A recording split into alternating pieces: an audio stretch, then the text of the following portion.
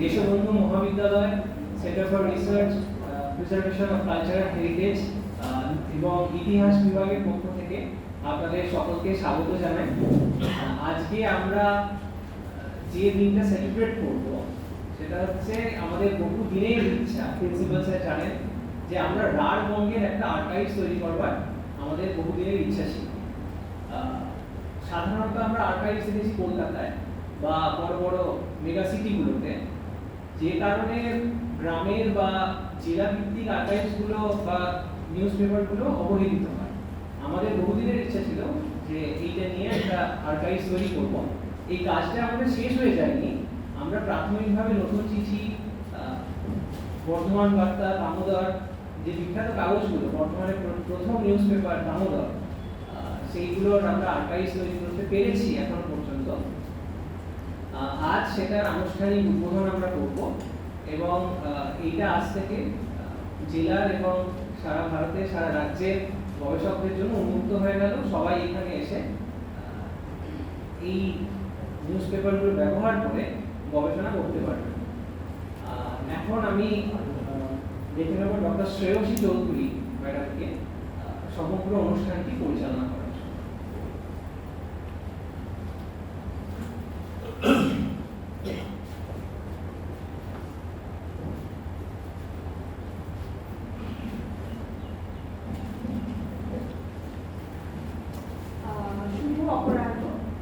আজকের এই বিশেষ অনুষ্ঠানে উপস্থিত সকলকে জানাই আন্তরিক স্বাগত ও শুভেচ্ছা।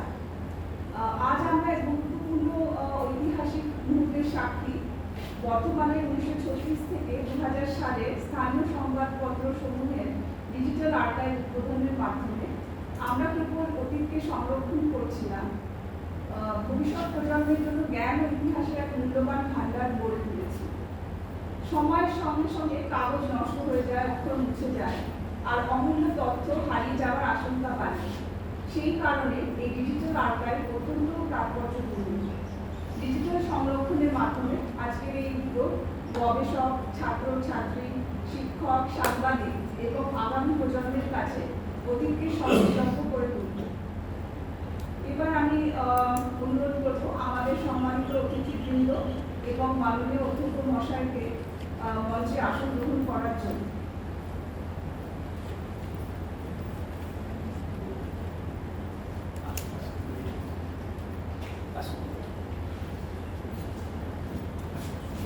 তানভীর ম্যাডাম, তানভীর ম্যাডাম, তারপরে আমি বলবো আমাদের মধ্যে উপস্থিত আছে শ্রী দেবদত্ত তাম মশাই, ওনাকে মঞ্চে আসতে বলছি।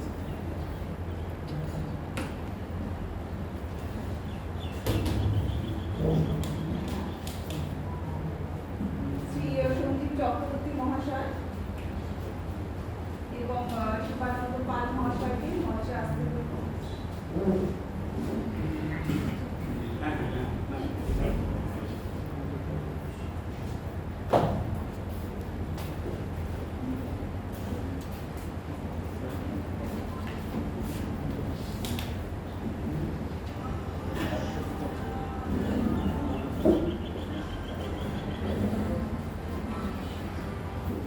এবার আমি অনুরোধ করবো আমাদের অধ্যক্ষ মহাশয় ডক্টর দিলীপ চট্টোপাধ্যায়কে আমাদের এই সম্মানিত অতিথিবৃন্দকে উত্তরীয় করিয়ে বরণ করে নেওয়ার জন্য।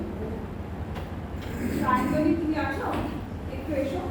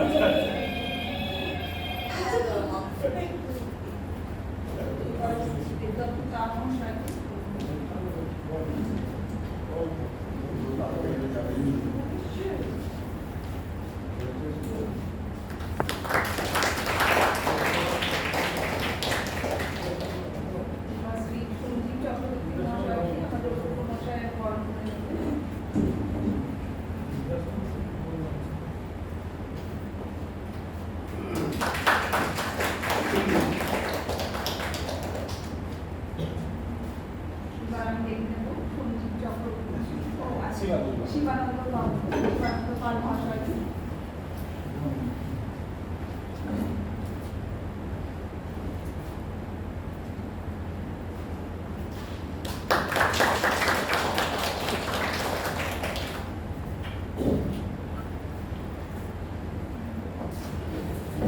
ধন্যবাদ স্যার।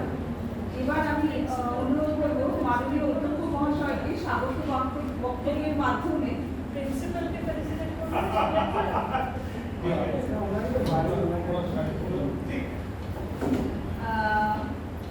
এই অনুষ্ঠানের সূচনা করার জন্য এবং স্যারের সুযোগ্য নেতৃত্ব এবং নিরন্তর উৎসাহ ছাড়া এই ডিজিটাল আর্কাইভের মধ্যে একটি বড় কাজ সম্পন্ন করা অসম্ভব ছিল।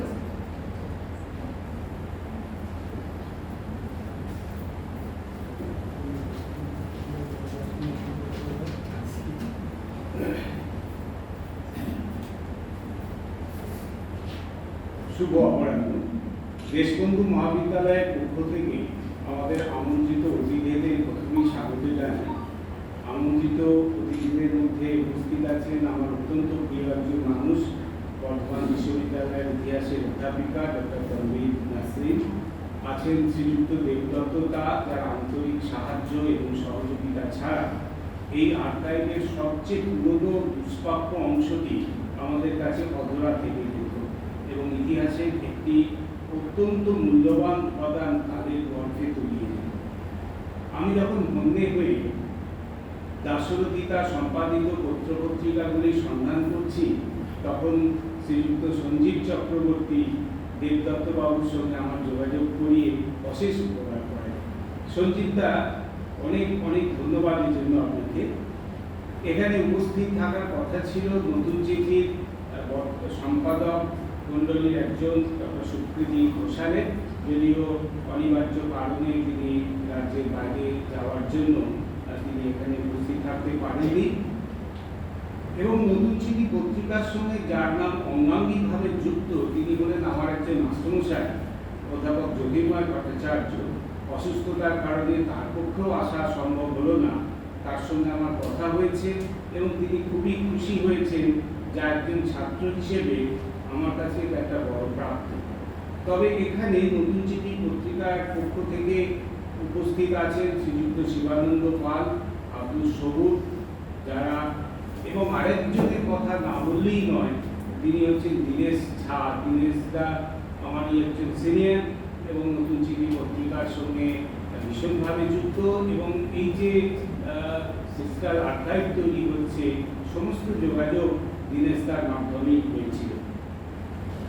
আরেকজনের আসার কথা ছিল, তিনি আমার বন্ধু পার্থ চৌধুরী, যিনিও তার সাংবাদিকতা জীবনে শুরু করেছিলেন নতুন চিঠি থেকে, এবং পার্থ প্রায়ই ভোট প্রচারে কভার করতে গিয়ে শ্রদ্ধেয় দাশরথিতার একটি লাইন প্রায় কোট করে, ইদিলপুরের কাদের কয়, ভোটার কারোর বাপের নয়।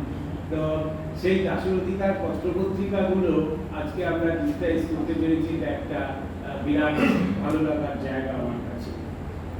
এছাড়াও আমাদের এখানে আজকে উপস্থিত আছেন এই সময় পত্রিকার প্রবীণ সাংবাদিক বিশ্বদেব চক্রবর্তী মহাশয়, প্রান্তভূমির সম্পাদক অভয় মণ্ডল, যোধন পত্রিকার সম্পাদক বাসুদেব মণ্ডল, এবং এই অঞ্চলের একজন গর্ব বঙ্গভূষণ সম্মানে সম্মানিত শ্রী নন্দবিলাল বাউরি মহাশয়। দাশরথিতার সম্পাদিত বর্ধমান বার্তা, পল্লীর কথা, দামোদর, দৈনিক দামোদর 30-এর দশক থেকে 70-এর দশক পর্যন্ত বর্ধমান জেলার ইতিহাস চর্চার এক অমূল্য আকর। 80-র দশক থেকে নতুন চিঠির যাত্রা শুরু, সেখান থেকে আজ পর্যন্ত সেই যাত্রা অব্যাহত। তবে আমরা আপাতত 2000 সাল পর্যন্ত নতুন চিঠির সমস্ত কপি ডিজিটাইজ করেছি।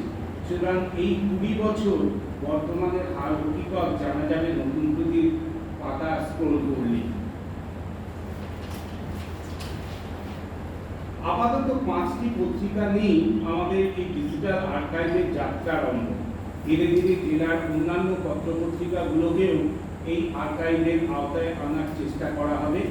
আমাদের স্থানীয় পত্রিকা প্রান্তভূমি এবং মুক্ত বাংলা নিয়ে খুব তাড়াতাড়ি আমরা কাজ শুরু করব। এই আর্কাইভ করার জন্য কোনো আর্থিক অনুদান আমরা জোগাড় করতে পারিনি বহু সেই বাধা কাটিয়ে তুলতে এগিয়ে এসেছে আমাদের ছাত্রছাত্রীরা। অয়নের নেতৃত্বে তারাই ডিজিটাইজেশনের কাজ করেছে অত্যন্ত উৎসাহ এবং আনন্দের সঙ্গে। সেদিক থেকে একটা বিকল্প মডেল হতে পারে। ডিজিটাল আর্কাইভের যেমন সুবিধা আছে, তার কিছু অসুবিধেও সীমাবদ্ধতাও আছে। সংবাদপত্রের পাতাগুলি সচরাচর ইমেজ ফাইলে থাকে বা পিডিএফ ফরম্যাটে থাকে, যা বেশিরভাগ ক্ষেত্রেই মেশিন পাঠযোগ্য, মেশিন রিডেবল নয়। বাংলা ওসিয়া যথেষ্ট উন্নত নয় এখনো। ইদানিং আমরা চেষ্টা করছি এই ইমেজ ফাইলগুলোকে টেক্সট ফাইলে রূপান্তরিত করতে, যাতে কৃত্রিম বুদ্ধিমত্তার ব্যবহার করে আমরা বিপুল তথ্য ভাণ্ডার নিয়ে কাজ করতে পারি, যাতে এই তথ্য ভাণ্ডার ডিজিটাল হিউম্যানিটিস চর্চায় ব্যবহার করা যায়। আশা করি আপনাদের সকলের সহযোগিতায় কিছুদিনের মধ্যে আমরা সেই কাজটি করে তুলতে পারবো। এবং সেটা করা গেলে যেটা হয়ে থাকে যে এই ফাইলগুলো যেহেতু ইমেজ ফাইল খুবই ভারী হয়, সেক্ষেত্রে সেটাকে ওয়েবসাইটের মাধ্যমে সবারই কাছে অ্যাক্সেসিবল করাটা এটা একটা বিরাট চ্যালেঞ্জ। যদি এটা টেক্সট ফাইলে কনভার্ট করা যায়, তাহলে সেই কাজটা অনেক সহজ হবে, অনেক বেশি অ্যাক্সেসিবল হবে এবং মেশিন রিডেবল বলে বড় ডেটা নিয়ে কাজ করাটা আমাদের পক্ষে, আমাদের ভবিষ্যৎ প্রজন্মের ছাত্রছাত্রীদের পক্ষে, গবেষকদের পক্ষে অনেক সহজ হবে। সুতরাং এটা একটা প্রচেষ্টা শুরু হয়েছে এবং সেই প্রচেষ্টা জারি থাকবে এবং সময়ের সঙ্গে সঙ্গে আশা করব এই আর্কাইভ আরও বাড়বে, তার যে সংখ্যার দিক থেকে, তার অ্যাক্সেসিবিলিটির দিক থেকে সেটাকে যাতে আমরা আরও বড় করতে পারি। আপনাদের সবাইকে ধন্যবাদ। আশা করছি আজকের অনুষ্ঠান খুব সফল হবে। ধন্যবাদ।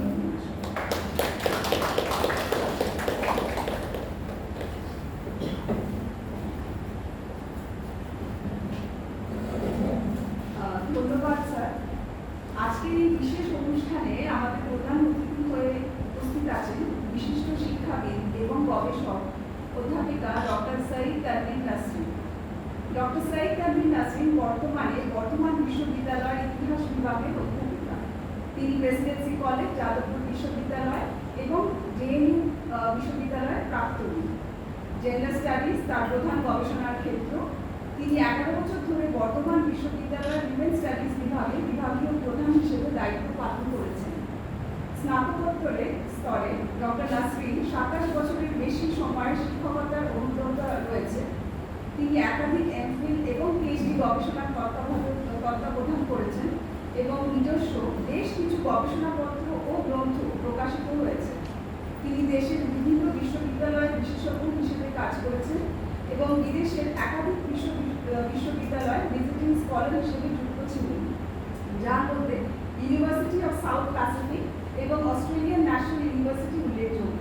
তিনি ভিয়েতনাম, কিরগিজস্তান, কাজাখস্তান, শ্রীলঙ্কা এবং বাংলাদেশে বিভিন্ন অনুষ্ঠানে আমন্ত্রিত বক্তা হিসেবে বক্তব্য রেখেছেন।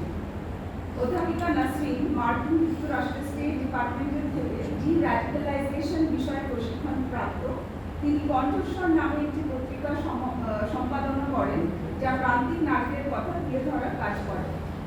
তিনি 2019 থেকে 2023 সাল পর্যন্ত 4 বছর ভারত সরকারের পররাষ্ট্র মন্ত্রকের অধীনে মালদ্বীপে ভারতীয় হাইকমিশনের ফার্স্ট সেক্রেটারি এবং ভারতীয় সাংস্কৃতিক কেন্দ্রের ডিরেক্টর হিসেবে দায়িত্ব পালন করেছেন। অধ্যাপিকা নাসরিন একাধারে একজন প্রশিক্ষিত ভারতনাট্যম নৃত্যশিল্পী এবং নাট্যচর্চার প্রতিও তার গভীর অনুরাগ রয়েছে। আমরা অত্যন্ত আনন্দিত যে এমন এক গুণী মানুষকে আমরা আজকে আমাদের মধ্যে পেয়েছি। এবার ম্যাডামকে বলবো তার মূল বক্তব্য রাখার জন্য।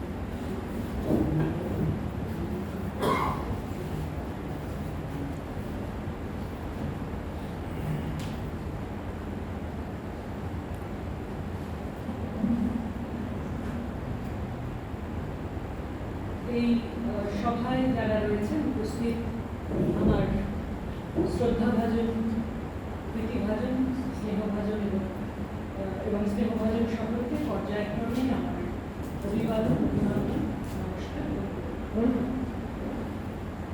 বিশেষ করে দেশবন্ধু মহাবিদ্যালয়ের অধ্যক্ষ আমার অগ্রজ ডক্টর প্রদীপ সন্তর্পণকে আমার আন্তরিক ধন্যবাদ এবং কৃতজ্ঞতা আমাকে এখানে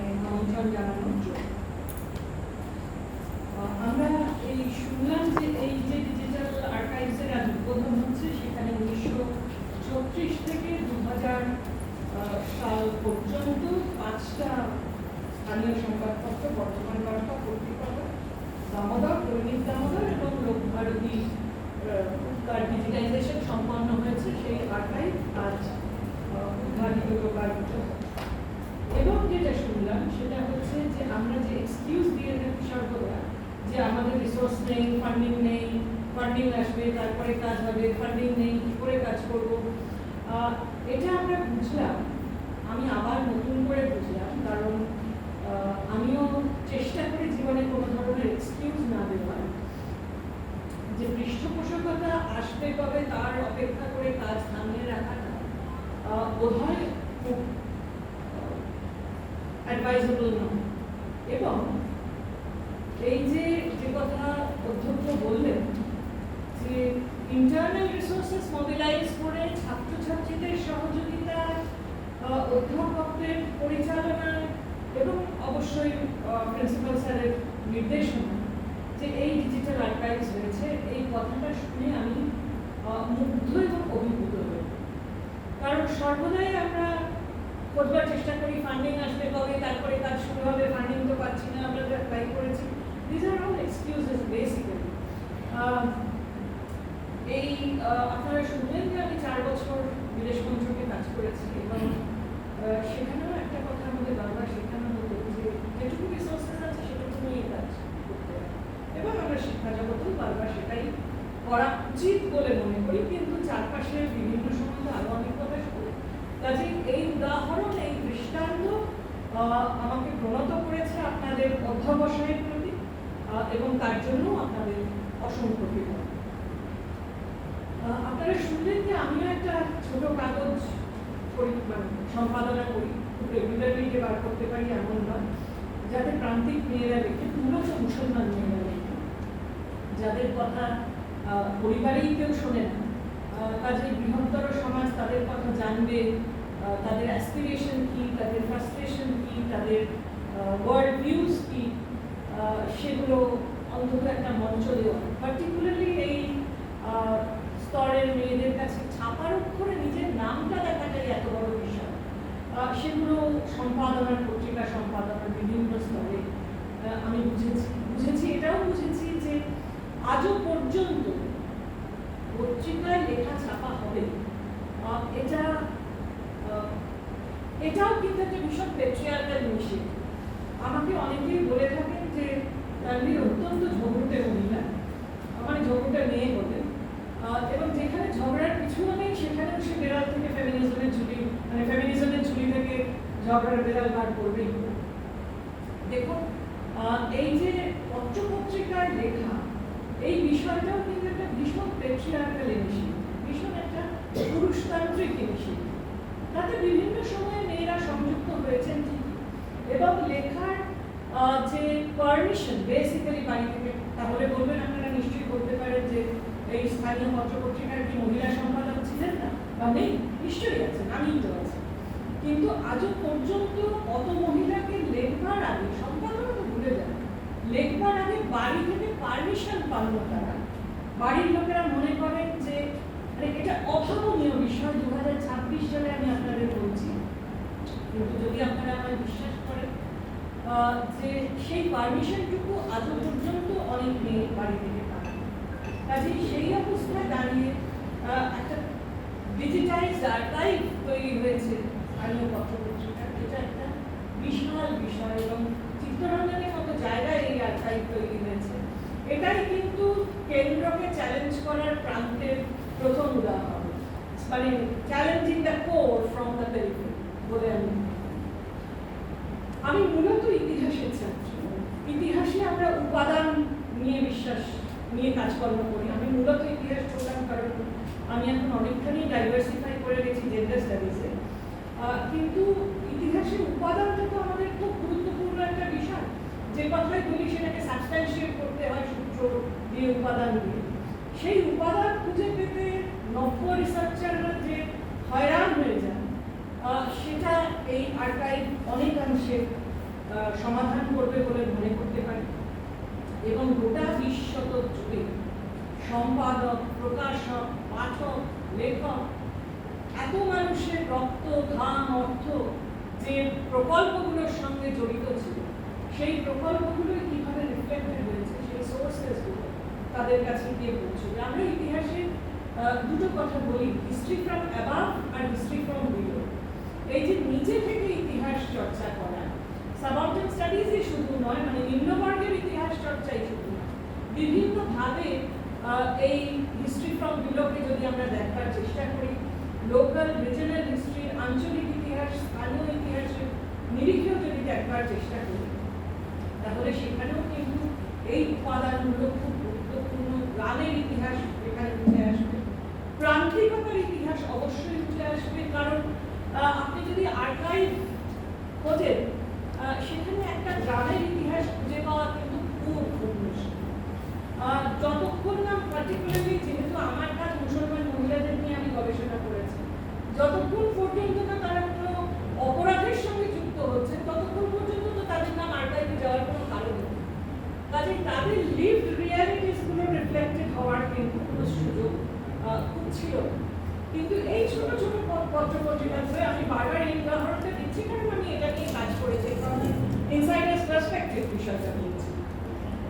কিন্তু যে যাকে আমরা ইতিহাসের নিরিখে প্রান্তিকতা বলে থাকি, মার্জিনালাইজেশন বলে থাকি, সেই মার্জিনালাইজড ক্যাটেগরিগুলো, শ্রমিকের কথা, কৃষকের কথা, গ্রামের সাধারণ মানুষের কথা, পল্লী গ্রামের জীবনের কথা, বর্ধমান শহরের যানজটের কথা, বর্ধমান শহরের যে স্বাধীনতা আন্দোলনে তার ভূমিকার কথা, গ্রামগুলো কিভাবে তাকে যোগ দিয়েছিল সেই কথা, এই যে জীবনে জীবন যোগ করা, কেন্দ্রের সঙ্গে প্রান্তকে যোগ করা, যে কাজগুলো কাঠবিড়ালির মতো ছোট ছোট পত্রিকাগুলো গোটা 20 শতক ধরে করে গিয়েছে, সেটা ডিজিটাইজেশনটা পরবর্তীকালের গবেষকদের জন্য যে কি ভয়ঙ্কর সুবিধা করে দিয়েছে তার জন্য আপনাদের অকুণ্ঠ কৃতজ্ঞতা জানাই। এই মুহূর্তে আমার কাছে একজন গবেষণা করছে আসানসোল অঞ্চলের মেয়েদের ক্ষমতায়নের উপর, মেয়েদের লেখাপড়া ইত্যাদি।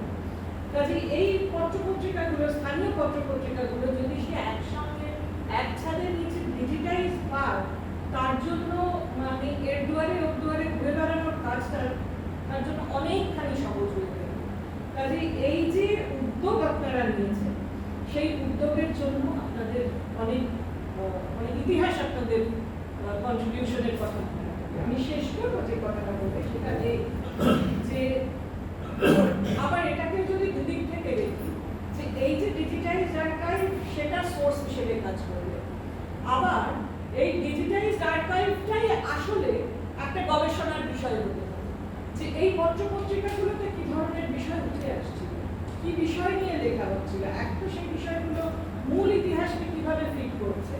আর এই পত্রপত্রিকাগুলোতে, যেমন আমি এখানে আসার পরেই আমার হাতে আজকের যোধন পত্রিকাটি এলো, এবং পত্রিকাটা দেখলেই তো আমি বুঝতে পারবো, এর মধ্যে আমার দুটো লেখা পড়াও হয়ে গিয়েছে, যে পত্রিকাটার প্রকৃতি কি। এবং 2026 সালে মে মাসে দাঁড়িয়ে এই পত্রিকাটির তাৎপর্য, কাজে এইগুলোও কিন্তু আমাদের কাছে আদার সাইড পত্রিকাগুলো ইটসেলফ একটা সোর্স হিসেবে কাজ করবে। আমার অকুণ্ঠ শুভেচ্ছা রইল, এবং এই ডিজিটাইজড আর্কাইভ তার বেস আরও বৃদ্ধি করুন, সেই শুভকামনা রইল। অধ্যক্ষ ত্রিদীপদার সুদক্ষ পরিচালনায় উত্তরোত্তর কলেজের এবং এই আর্কাইভের সমৃদ্ধি ঘটুক, এবং এই শুভেচ্ছা আপনাদের সকলের কাছে রইল, এবং এতে আরো বেশটা বৃদ্ধি পায় এই কামনা।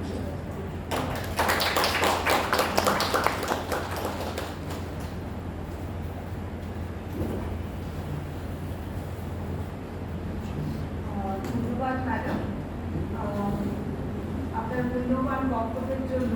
আমাদের প্রান্তিক মানুষের ইতিহাস, গ্রামের ইতিহাস এবং নারীদের রিয়ালিটিস নিয়ে আলোচনা করে আমাদের নতুনভাবে ভাবতে শেখানোর জন্য, বর্ধমানের জনজীবন ও স্বাধীনতা সংগ্রামীদের ইতিহাসকে সামনে আনার এই প্রয়াস, মানে এই বক্তব্য সত্যি প্রেরণাদায়ক। এবার আমি আরেকবার আমাদের মহাশয়কে মঞ্চের সামনে আসার জন্য অনুরোধ করছি। স্যার এখন আনুষ্ঠানিকভাবে দামোদর পত্রিকার ডিজিটাল কপি শ্রী দেবদত্ত রায়ের হাতে এবং চিঠি পত্রিকার ডিজিটাল শিবানন্দ পাল মহাশয়ের হাতে তুলে দেব।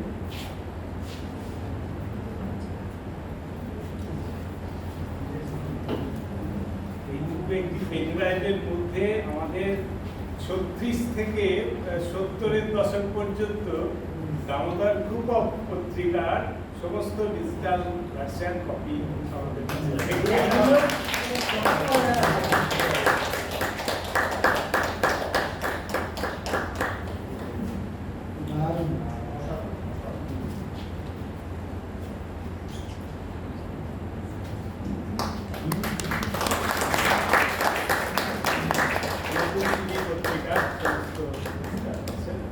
এখন সাম্প্রতিককালে নতুন চিঠি একই সঙ্গে তার একটা ডিজিটাল ভার্সন বার করছে, তার ফলে সেগুলো বর্ন ডিজিটাল, সুতরাং সেগুলোকে নতুন করে কিছু করার নাই।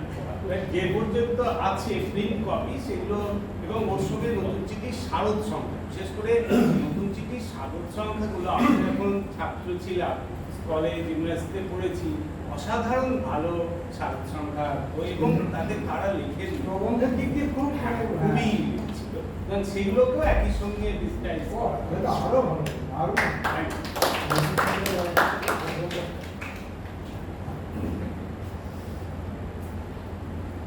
এবার আমি মঞ্চে আহ্বান জানাচ্ছি লোকভারতীর সম্পাদক এবং বর্ধমান বার্তা, কলিকথা ও দামোদর পত্রিকা গোষ্ঠীর কর্ণধার শ্রী দেবদত্ত মহাশয়কে কিছু বক্তব্য রাখার জন্য।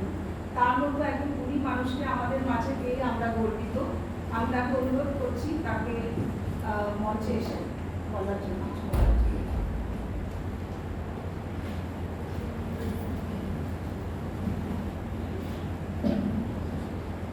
নমস্কার, উপস্থিত সুদীবৃন্দ, মঞ্চে এখানে ব্যক্তিদের সম্ভাষণ জানিয়ে আমি ছোট্ট কয়েকটা কথা বলবো। আমার দাঁড়িয়ে থাকার একটু অসুবিধা আছে, সেই জন্য আপনি বসে কোনো অসুবিধা নেই, বসে দিয়ে দাও।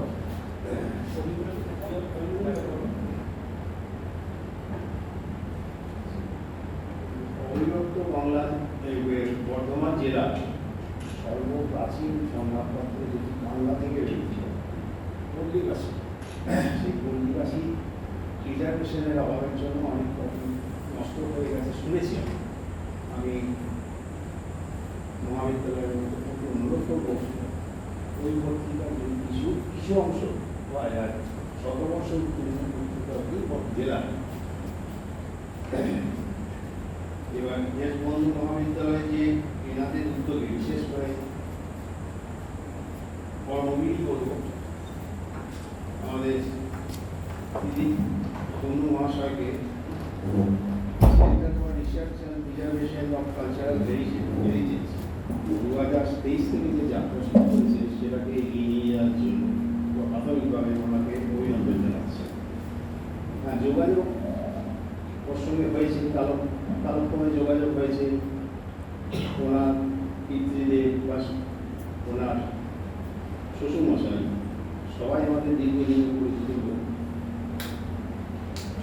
যাই হোক, আমি একটু ছোট্ট করে রাখবো, কারণ ডিজিটাইজ ফরম্যাট মানে ব্যক্তিকেন্দ্রিক প্রতিষ্ঠান থেকে কার্যকারণে অনেক রকম আমি বলবো বাইলাইনে অনেক সংবাদপত্র এনেছি জমক, যে দামোদর পত্রিকা রাষ্ট্রপিতা আমার পিতৃদেব তিনি করেছিলেন, তার কার্যকারণ ছিল, তার ডকুমেন্টেশন আপনারা পরবর্তীকালে আপনাদের আর্কাইভ থেকে দেখতেই পারেন। ব্যক্তিকে তখনকার দিনের সমাজসেবক বা আমি কী বলব স্বাধীনতা সংগ্রামের রাজনৈতিক ব্যক্তিত্ব যারা ছিলেন তাদের মুখপত্র হিসেবে অনেকেই এই ধরনের সংবাদপত্র প্রকাশ করতেন সেই সময়। আবার তার বাইরেও কিছু ক্ষেত্রে অনেক কিছু উল্লেখযোগ্য প্রতিষ্ঠানের নাম পাওয়া যায়। উনি যখন স্বাধীনতার প্রাক স্বাধীনতা প্রিয়, উনি যখন বর্ধমানে মানে পাশ দিয়ে বয়ে চলা বড় নদী, বর্ধমান জেলার পাশ দিয়ে বয়ে চলা, সেটাকেই কার্যকারণে পত্রিকার নামকরণ করেছিল এবং সেটা শুরু হয় 1936 সালেই প্রথম 5টা সংখ্যা বের হওয়ার পর রাজরস করবো, ব্রিটিশ আমলের পিরিয়ড, রাজরসে পত্রিকা বাজেয়াপ্ত হয়। বাজেয়াপ্ত হওয়ার পরে এবং সেটা যখন শুরু করার প্রারম্ভিক পর্বে উনি বর্তমানে ম্যাজিস্ট্রেটের কাছ থেকে পারমিশন পাননি ওনার কার্যকারণের জন্য। সেই জন্যে 1936 সালে ওই যে 5টা সংখ্যা বেরিয়েছিল, সেই 5টা সংখ্যার মধ্যে সমস্ত প্রেস বাজেয়াপ্ত হয়ে সবই চলে গেছে। কিছু শুভানুধ্যায়ীর কাছে 2-1টা কপি ছিল, তার মধ্যে 2-1টা কপি আমরা উদ্ধার করতে পেরেছিলাম।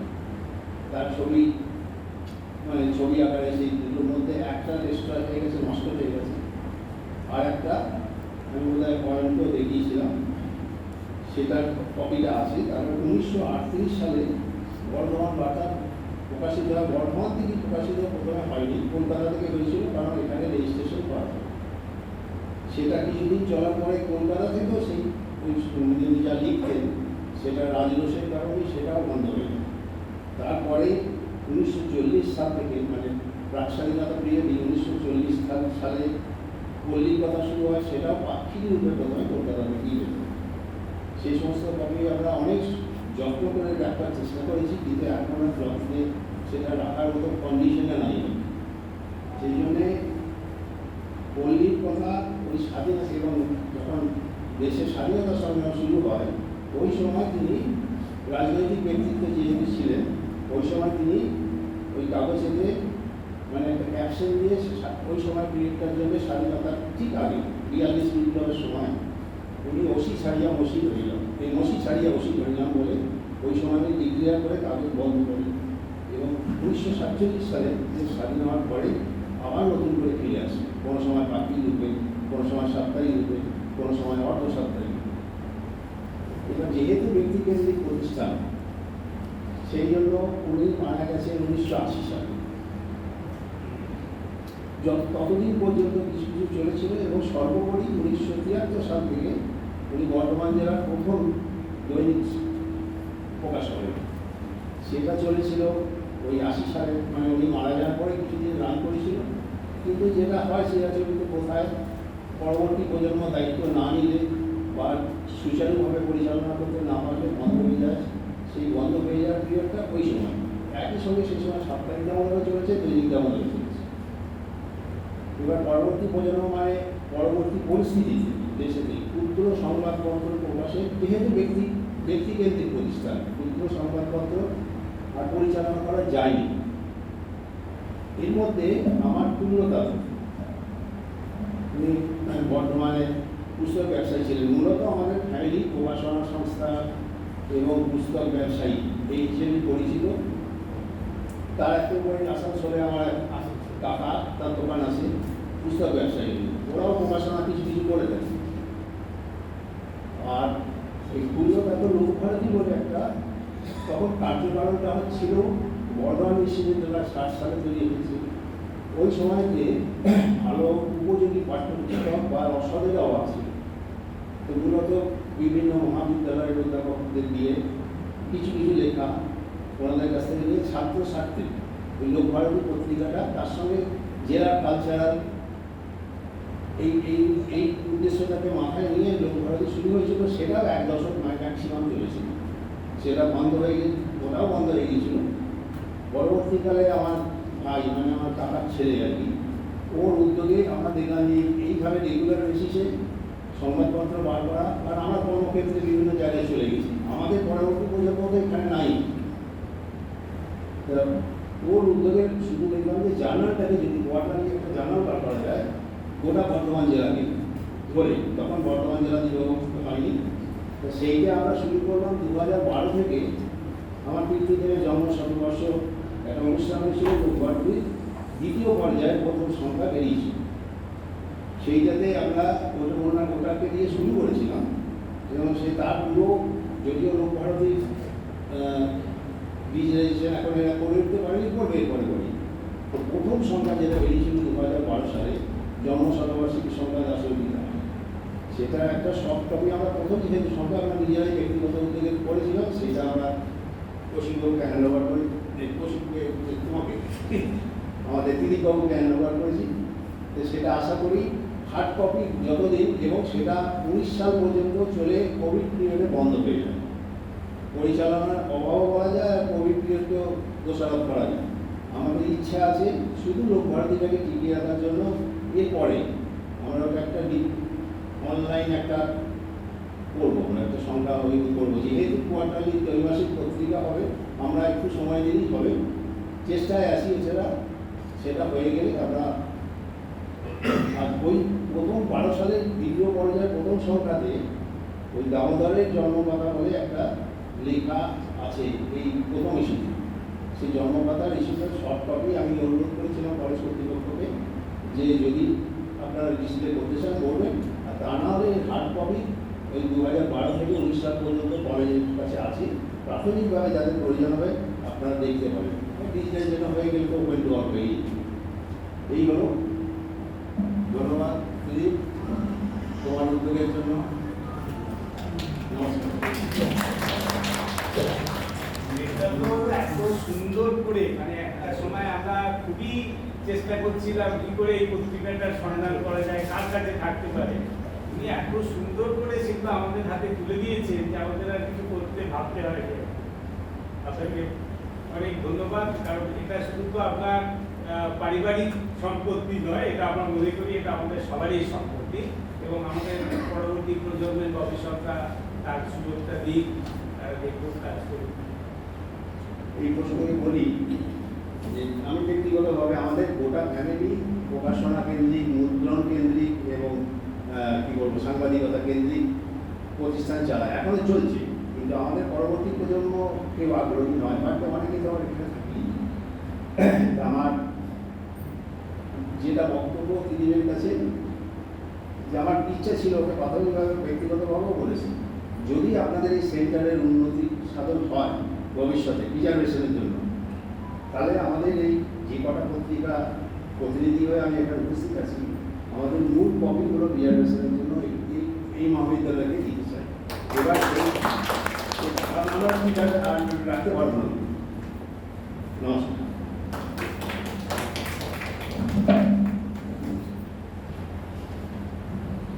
অনেক ধন্যবাদ দেশবন্ধু মহাশয়কে।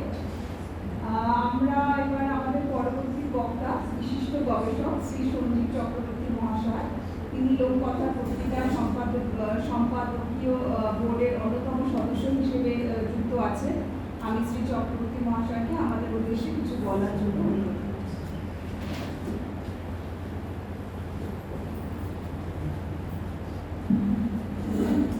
শুভ অপরাহ্ন।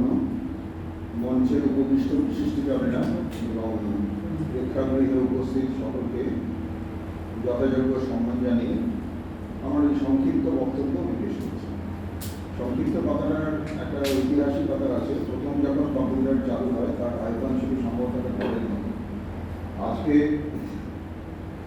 একটা পেন ড্রাইভে দোতলা বাড়ির সমান, এবং সামান্য একটা প্রসেসিং করতে গেলে হয়তো 2-3 দিন ধরে 2 আপ্রিল কত হয় সেটা করতে কত 2 ঘন্টা লাগবে। এবং সেটা বিন্দুতে সিন্ধু উপস্থিত হয়ে গেছে, জ্ঞানের সমুদ্রই একটা পেন ড্রাইভের সংশ্লিষ্ট হয়েছে। এই যে বিবর্তনটা, আমরাই হচ্ছে সেই জেনারেশন, লাকি জেনারেশন। আমরা কিন্তু বিবর্তনের অনেকগুলো ধাপ প্রত্যক্ষ করলাম। আমরা ছোটবেলায় ওই আসলে লেখা কেন হয়, স্মৃতিতে ধরে রাখতে পারছি না, সেই জন্য আমাকে লিখিত আকারে রাখতে হচ্ছে। সবাই তো বেদের মতো 12 বছর ধরে মুখস্থ করবে না, অত সময় নেই। লিখতে হবে, অক্ষরের আবিষ্কার হয়েছে।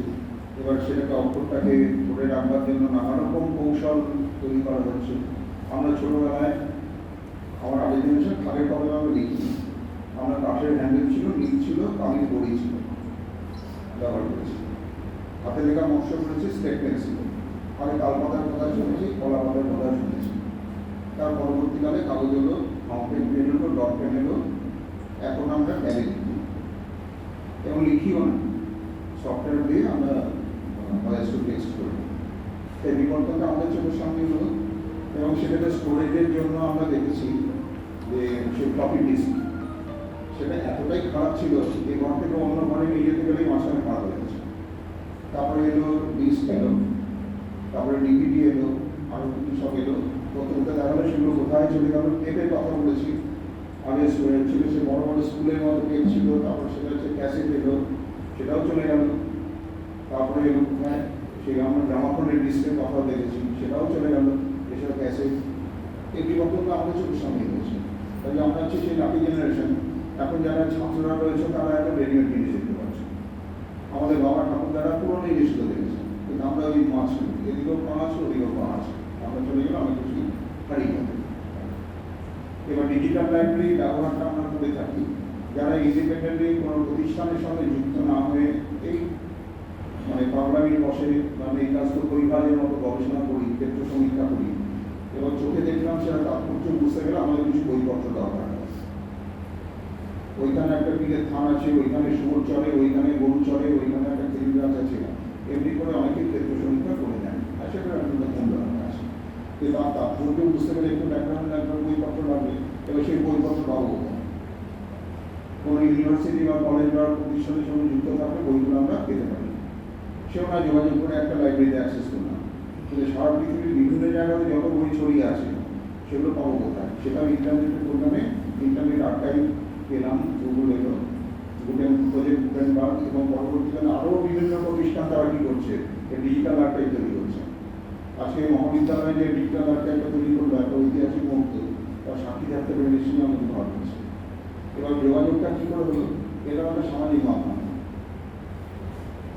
দেবুদার সঙ্গে এই পত্রিকাগুলো নিয়ে অনেকদিন ধরে ঘাটাঘাটি করছি, এগুলো কী করে মুচমুচে হয়ে গেছে, মাথার মতো হয়ে গেছে, তুলতে গেলে ছিঁড়ে পড়ে যায়। আমরা আমাদের ক্যামেরা দিয়ে স্ক্যানার দিয়ে সেগুলো অনেকগুলো ছবি তুলেছিলাম, কিন্তু আমরা এইভাবে হয় না, পেশাদারিত্ব লাগবে। তো সামাজিক মাধ্যমে আমার পিতামহীর ব্যবহার করা একটি রামায়ণ, সেটা হচ্ছে দীনেশচন্দ্র সেন সম্পাদিত রামায়ণের ওটা দ্বিতীয় সংস্করণ, এটা আমার বাড়িতে আছে। তো সেখান থেকে ছবি তুলে আমি ফেসবুকে পোস্ট করেছিলাম। তখন আমাদের অধ্যক্ষ মহাশয়, তিনি আমাদের অত্যন্ত স্নেহের পাত্র, আমাকে যোগাযোগ করে এবং বলেছি যে এটা একটু ডিজিটাইজ করে। তো তখনই সেটা করা হয়নি, কিন্তু আমার মাথায় এটা রয়ে গেল। এবার যখন দেবুদার সঙ্গে কথাবার্তা হচ্ছে যে কী করে প্রিজার্ভ করবো, কী করে প্রিজার্ভ করলে আমাদের দিদি বলে একটা সেট তৈরি করেছে, ওটা কেন ব্যবহার করতে হবে। তারপর যোগাযোগের মাধ্যমগুলো যোগাযোগে আজকে এই তার পরিণতি আমরা দেখতে পেলাম একটা পর্যায়ে।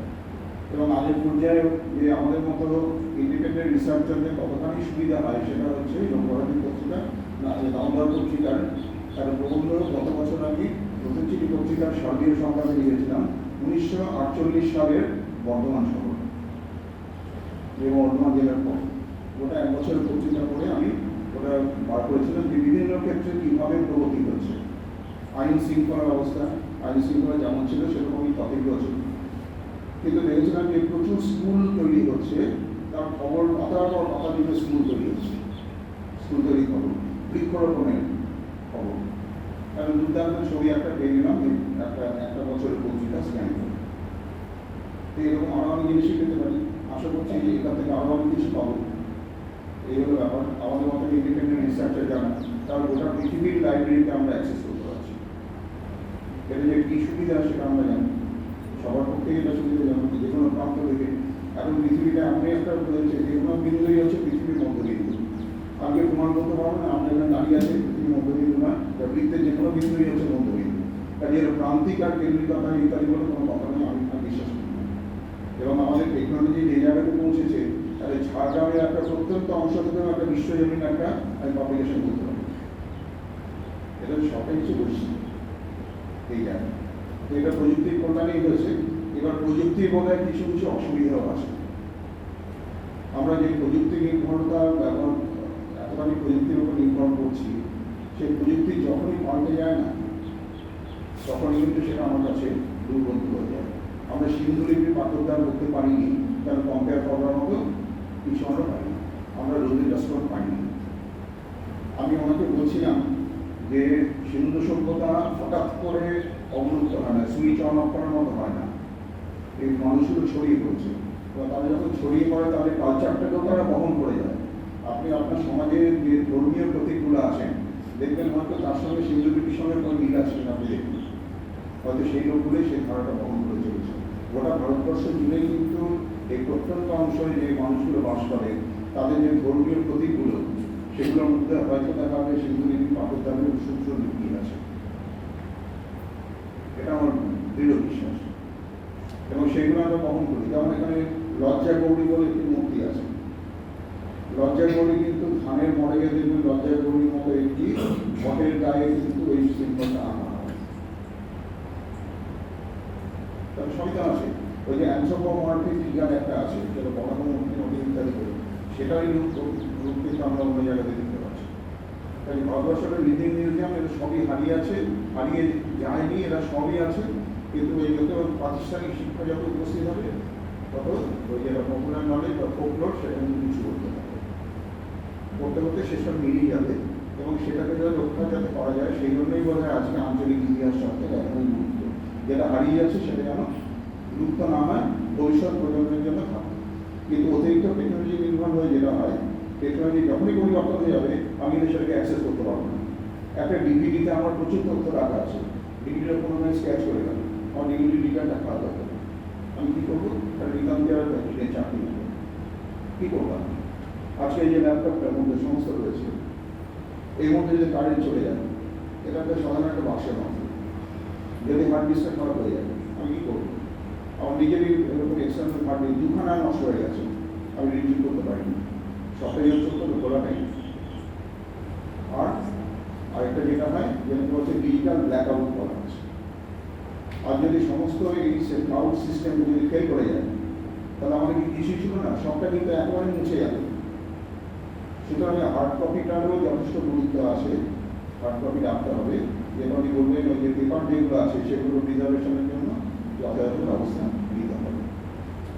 আমি ডিজিটাইজ করবো, সারা পৃথিবীর লোক এটাকে অ্যাক্সেস করবে, কিন্তু সেই সঙ্গে একই সঙ্গে যাতে হার্ড কপিগুলো থাকে তার ব্যবস্থাটা করতে হবে। কারণ যদি এরকম এই ক্লাউডের মেমোরি আমাদের ফেল করে যায় তাহলে আমরা সমুদ্রে ভাসবো, সমস্ত নলেজ সিস্টেম একবারে শূন্য হয়ে যাবে, তাহলে আমরা প্রস্তুত যুগ থেকে আমরা শুরু করবো। এগুলো চিন্তা ভাবনা সংক্ষেপে বললাম, সকলকে ধন্যবাদ জানিয়ে এবং আন্তরিক কৃতজ্ঞতা জানিয়ে আমরা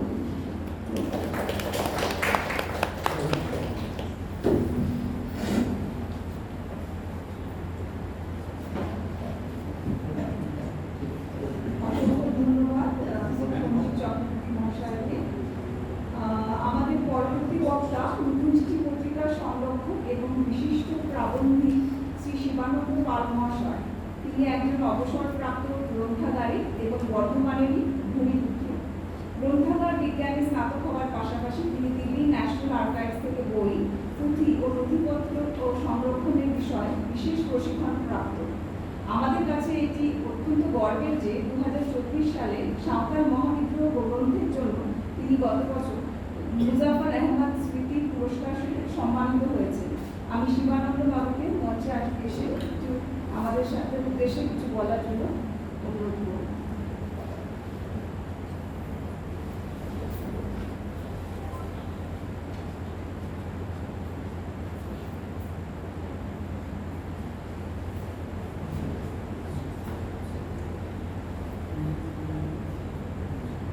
নমস্কার, মাননীয় সঞ্চালক,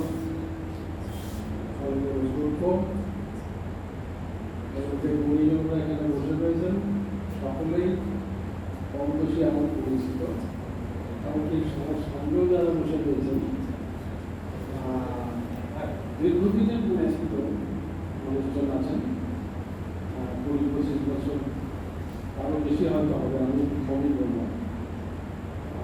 ভালো লাগছে আজকে চিত্তরঞ্জনে এই জায়গায় আজকে উপস্থিত হবে, তবে আমার উপস্থিতিটা একটু শূন্যস্থান পূরণের মতন।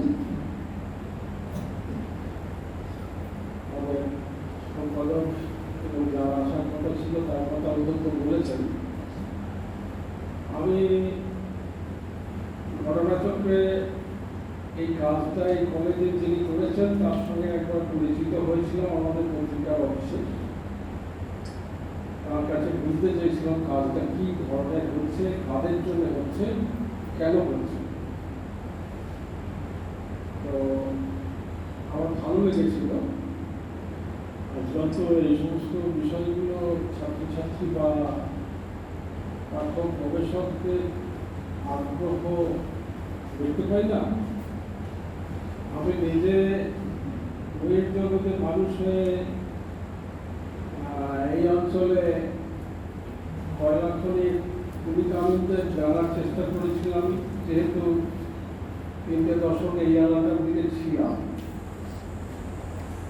আবার পরিণত বয়সে সাঁওতালদের জীবনযাপন বা স্বাধীনতা সংগ্রামের অনেক আগে সাঁওতালরা হঠাৎ বিদ্রোহ কেন করেছিল সেই কৌতূহল মেটাবার জন্য সাঁওতাল বিদ্রোহ আমাদের বাংলাদেশে যেখানে যেখানে অনুষ্ঠিত হয়েছিল সেই সব জায়গায় যাই, জানার কৌতূহল যে সিধু কানু আর বংশধরটা কেমন আছে। কথায় কথায় আমরা বলি তো কোনো আদিবাসী জনজীবনের সঙ্গে আজকে কোনো সংঘর্ষ কারো কোথাও যদি হয়, যে কোনো ধরনের সংবাদপত্রে হেডলাইন হয় সিধু কানু রক্ত চলেছে। তো একটু স্টাডি করার ইচ্ছে ছিল। এখনো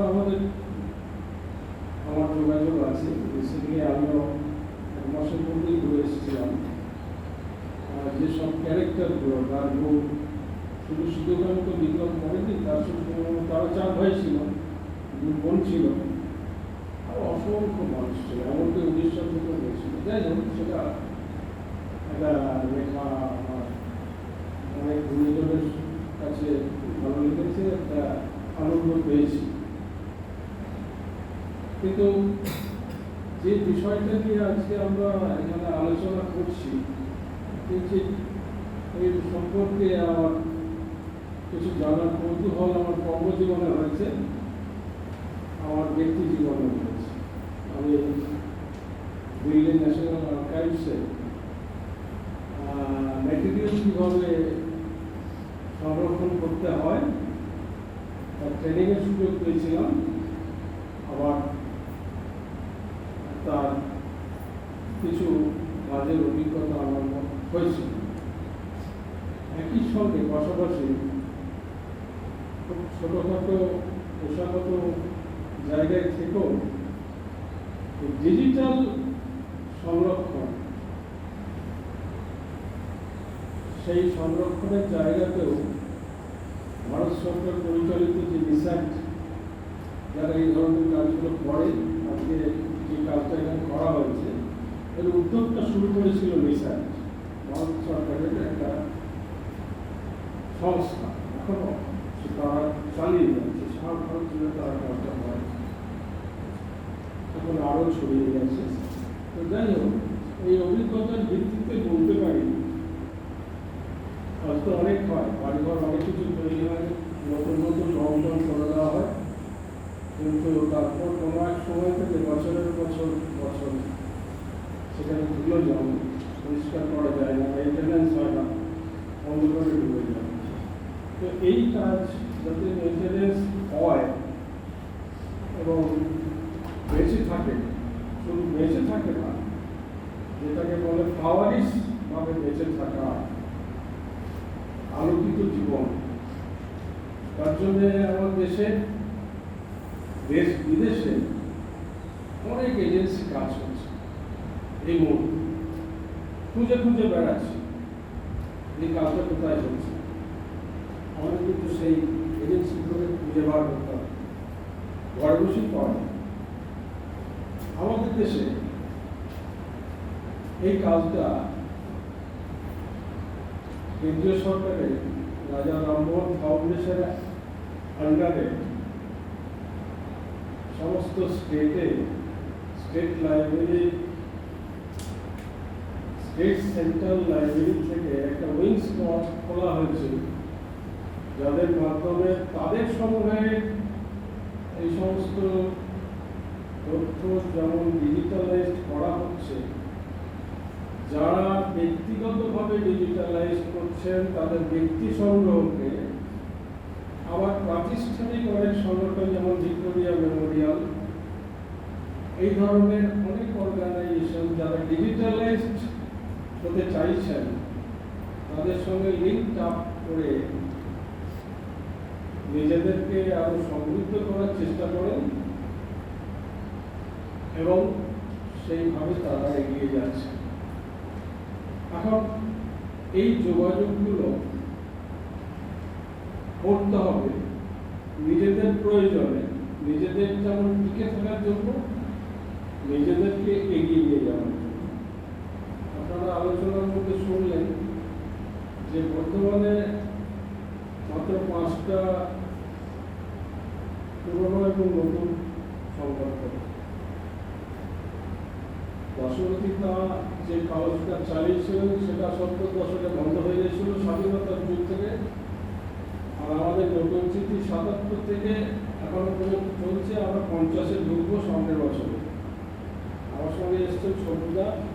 আমি এই 49 বছর কাগজের জীবনে 40 বছর যুক্ত আছি। তো এই কাগজগুলোতে আপনারা কি পাবেন? বর্ধমান জেলায় স্বাধীনতার সময় থেকে 70 দশক পর্যন্ত যে জীবন চিত্র, বিনোদন নয়, বর্তমান জেলার সমাজ চিত্র, আর 77 থেকে 2026 পর্যন্ত এখনো পর্যন্ত যদি বর্ধমান জেলার, যদিও এখন অবিভক্ত বর্ধমান নিয়ে আমরা কাজ করতে পারি না, কিন্তু মোটামুটি বর্ধমান জেলার সমাজ চিত্র, গ্রাম শহরের অবস্থা কেমন ছিল, মানুষের অবস্থা কেমন ছিল, ঠিক এই ধরনের কাজটা করেছিলেন একমাত্র গবেষক বিনয় ঘোষ। তার বই আছে সংবাদপত্রে বাংলা সমাজ জীবন। তো আপনাকে কোনো গবেষকের বই পড়তে হবে না, তিনি কাগজ থেকে তুলে তুলে নোট করে রেখেছেন যে স্বাধীনোত্তর অনেক আগে 18 দশকে বাংলা সমাজ জীবন পুরী, হাওড়া জেলায় কেমন ছিল তিনি ঘুরে ঘুরেছেন। পরবর্তীকালে অন্য প্রসঙ্গ লিখেছেন, কিন্তু সংবাদপত্র থেকে সমাজ জীবন, এখানে বসে রয়েছেন 30-40 বছরের পুরনো সাংবাদিক, সম্পাদক, মানে পত্রিকার সম্পাদক। তারা এই যে কাজটা করে যাচ্ছেন প্রতিনিয়ত, অনেকে ভাবেন যে সরকার আমাদের দেখুন, সেই জন্য অনেকে চেষ্টা করেন অন্তত 2-3টে সংখ্যা বেরিয়ে যাক, মানে কন্টিনিউটিতে থাকুন। একটু আগে আমরা যখন করছিলাম নিজেরা, একজন সাংবাদিক বর্তমানে 10-12টা পত্রিকার সংবাদক ছিল। 10-12টা কেন ছিল? 10-12 রকমের তো খবর বেরোতো না, একই রকম খবর 10-12টা কাগজে বেরোতো। কেন বেরোতো? তখন সরকার প্রত্যেকটা কাগজকে অনুদান দিত। এই কাগজটা কিন্তু তাকে করে খেতে হবে, ছেলেগুলো মানুষ করতে হবে, সংসার চালাতে হবে, আর তো তার কিছু করার নেই। আবার ঠিক 75 বছর 70 বছর কন্টিনিউ করছেন কোনো কাগজ, মাঝখানে হয়তো ব্রেকও হয়েছে, কিন্তু তবু চালিয়ে যাচ্ছেন একটা আশা। যে আশাটা হচ্ছে যে আমার বয়সটা থেকে সরকার যদি কোনোদিন কিছু একটা লামসাম দেয়, এগুলো দৃষ্টিভঙ্গি। হ্যাঁ, একটা সময় ছিল যে শহরে সব থেকে পুরনো বয়স্ক প্রবীণ সংবাদপত্র, তাকে সরকারি অনুদান বেশি দেওয়া হবে, হবে না? যার জন্যে অনেকেই সেই দিকে গেছে। আর পুরোনো সংবাদপত্র, এই মফস্বলের সংবাদপত্রের অস্তিত্ব রক্ষার প্রশ্নে সব থেকে ছাতার মতো দাঁড়িয়েছিল আমাদের আদালত, মফস্বলের আদালত। আমার প্রবীণ বন্ধু হয়তো বলতে পারে, কেন মফস্বলের আদালত কেন? মজা হচ্ছে যে আপনি আসানসোল কোর্টে এফিডেভিট বলে বলছেন শিবানন্দ পাল কাল থেকে আমি ম্যাজিস্ট্রেটে গিয়ে বলেন শিবানন্দ দাস হইয়া যাই। তো এইটা আনন্দবাজার পত্রিকায় কলকাতায় গিয়ে ছাপলে হবে। কোর্ট অর্ডার দিল যে এই সার্কুলেশনটা আসানসোলের পত্রিকায় করতাম। এটা ব্রিটিশ আমলের বই। এটা স্বাধীন ভারতের জন্য সংবাদপত্রের জন্ম যদি প্রমোট করতে পারে কেউ, তো মফস্বলের এই কর্মী। এরকম অনেক ছোট ছোট ছোট ছোট ব্যাপার আছে।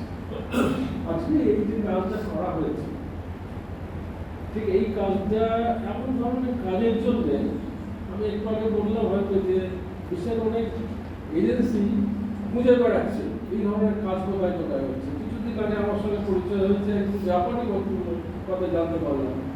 কলকাতায় এসে শুনেছেন মফস্বলের মধ্যে বর্ধমানে একটা সংস্থা আছে যারা রেগুলার ব্লাড কালেকশন করে, যেটা সমাজে কাজে লাগে। ব্লাড কালেকশন তো ব্লাড তো খাওয়া যায় না, ব্লাড তো হসপিটাল নার্সিংহোমে ব্যবহার হয় রোগীদের জন্য।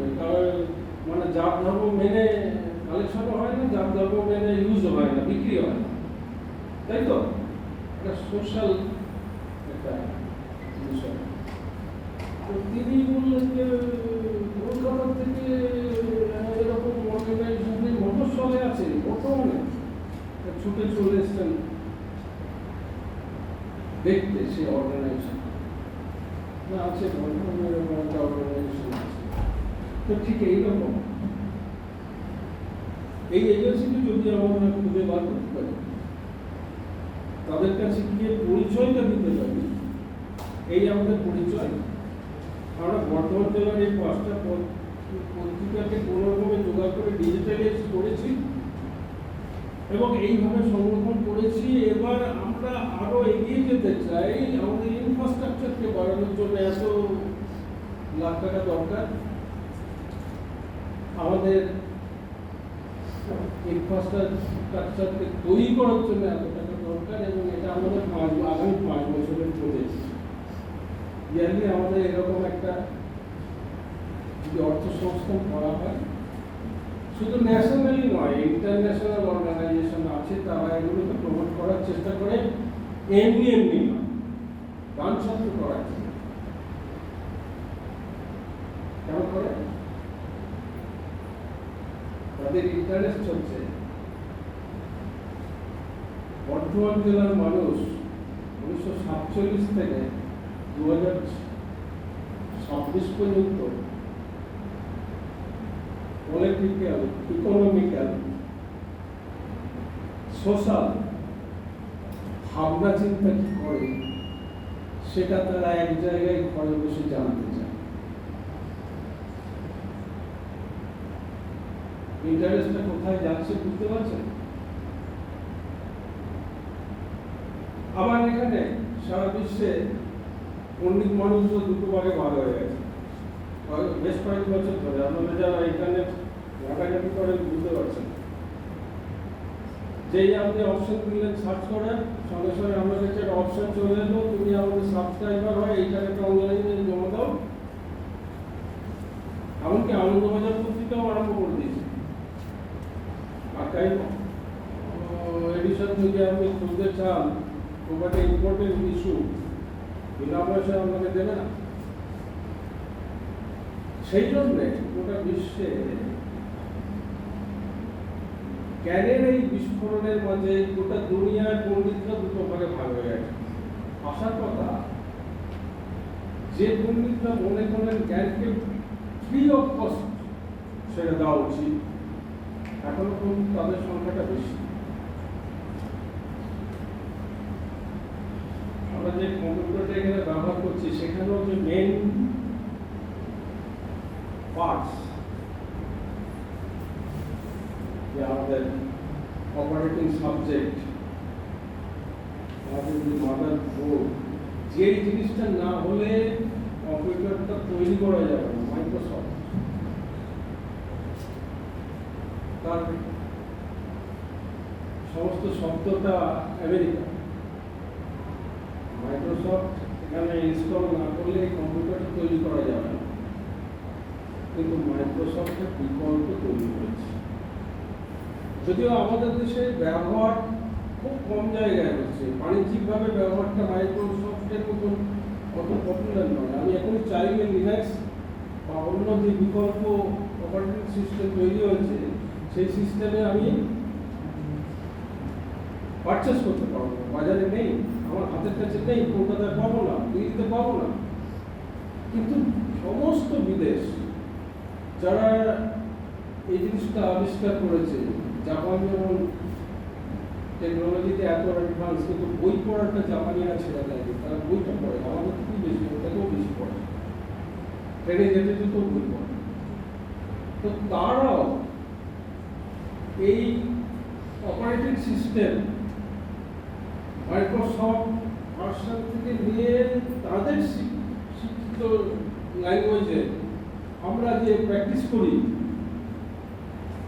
করছে না। বাংলাদেশ পর্যন্ত তারা আলাদা হয়ে গেছে, তারা নিজেদের অপারেটিং সিস্টেম, কিন্তু আমরা দামা ধরে রয়েছি এখন পর্যন্ত মাইক্রোসফট। যদিও বেশি দিন থাকবে না, আমাদের ইঞ্জিনিয়ার সিলিকন ভ্যালিতে এই ল্যাঙ্গুয়েজগুলো তৈরি করে। তো অপ্রাসঙ্গিক হয়ে যাচ্ছে হয়তো আমার কথা, কিন্তু আমি যেটা বলতে চাইছি, ওই টার্গেট পিপলকে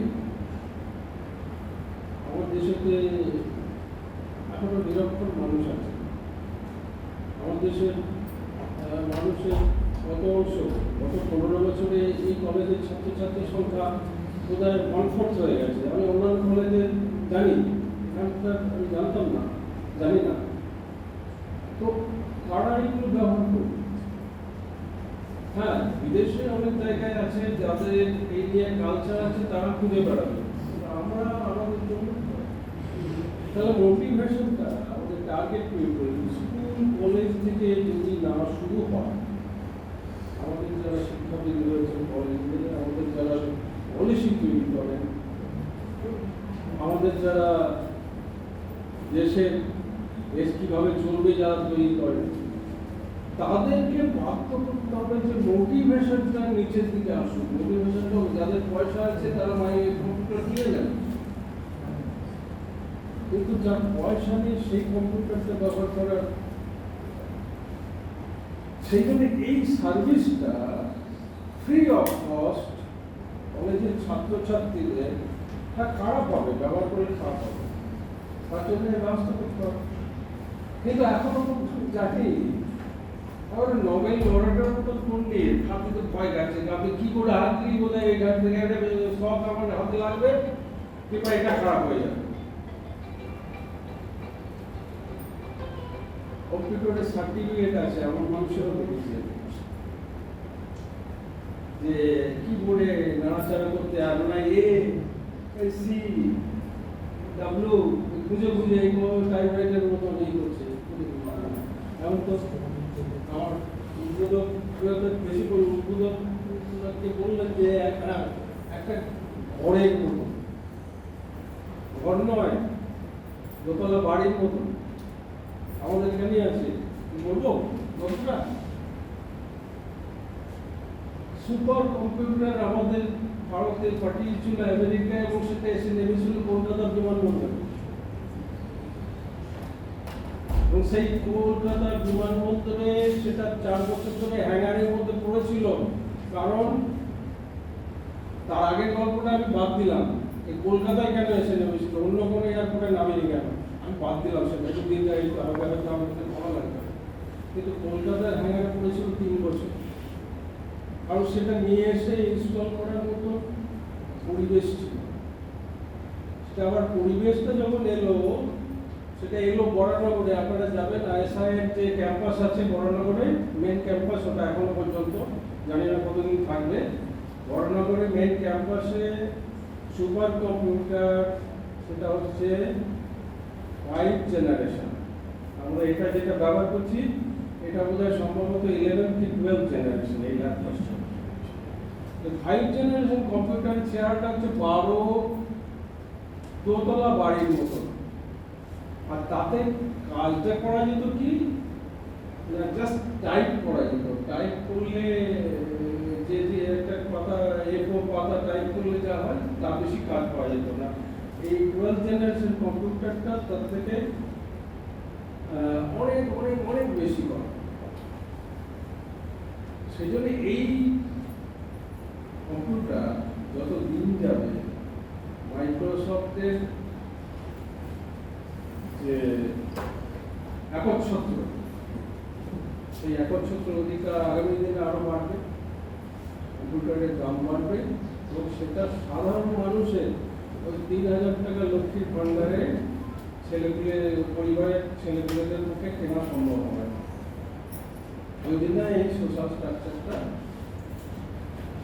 আমি প্রস্তাব করব আমাদের এই কাজ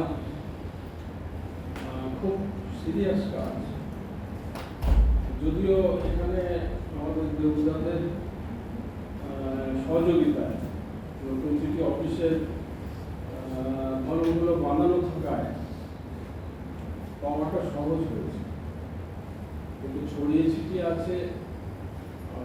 আপনি বলছেন 42টা এখানে এই বর্তমানে, 42টা ওই বর্তমানে। তো যাই হোক, এই কাজগুলো যদি করা হয় তাহলে এই কাজগুলো করার ক্ষেত্রে আপনাদের যে অভিজ্ঞতা হয়েছে তার মধ্যে যে man power requirement, financial requirement, পরিকাঠামো রিকোয়ারমেন্ট, একটা প্রজেক্ট তৈরি করে আমার প্রস্তাব যে আপনারা কলেজ পরিচালিত হয় যে অর্থনৈতিক সংস্থাগুলোর অন্তর্ভুক্তিকরণের মধ্যে দিয়ে তাদের কাছে যেমন লিখিতভাবে পাঠাবেন, পাশাপাশি আপনারা পাঠাবেন রাজা রামমোহন রায় লাইব্রেরি ফাউন্ডেশনের কাছে। রাজা রামমোহন রায় লাইব্রেরি ফাউন্ডেশন এই কাজের জন্য একটা বডি, তাদের একটা দায়িত্ব আছে।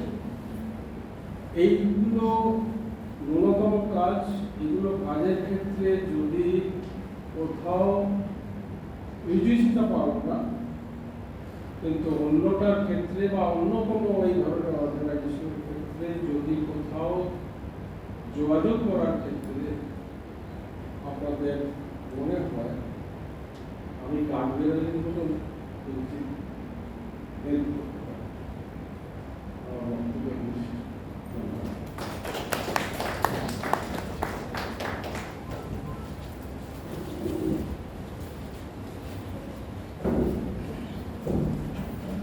অসংখ্য ধন্যবাদ শ্রী শিবানন্দ পাল মহাশয়কে। এবার আমি আমন্ত্রণ জানাচ্ছি নতুন চিঠি পত্রিকার ম্যানেজার শ্রী আব্দুল শকুর মহাশয়কে কিছু বক্তব্য রাখার জন্য।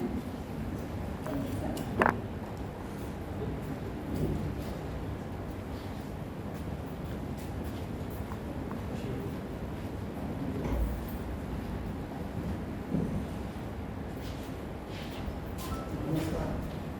नতুন চিঠি পত্রিকা থেকে দীর্ঘদিন ধরে পত্রিকা সংরক্ষণ, তার রাখা, কীভাবে তাকে সাজাতে হয় সেগুলো ঠিক করতে হয় এবং আমার যারা আছে একটা পত্রিকা কীভাবে সাজাতে হবে, তার সংরক্ষণ কীভাবে রাখতে হবে সেটা আপনি আধুনিকরণ যুগ আসতে পারছে।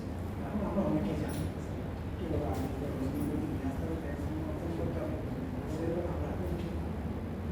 পুজো হতে পারি। তবে কিছু কিছু আছে তারা সমস্ত করছেন, যেমন স্যার করেছেন, না করেছেন, করতে চাইছি। নতুন চিঠিতে বরাবরই আছি, বরাবরই রয়েছি এবং আমি যাতে আপডেট করতে পারি তার জন্য আমরা চেষ্টা করে যাচ্ছি। হ্যাঁ, কতটা কি করতে পারবো জানি না, আপনারা বলতে পারেন। ধন্যবাদ।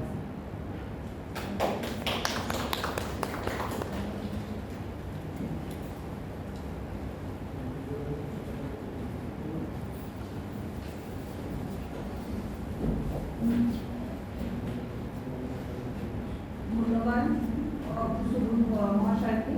এবার আমি মঞ্চে আমন্ত্রণ জানাচ্ছি অয়ন কুণ্ডু মহাশয়কে।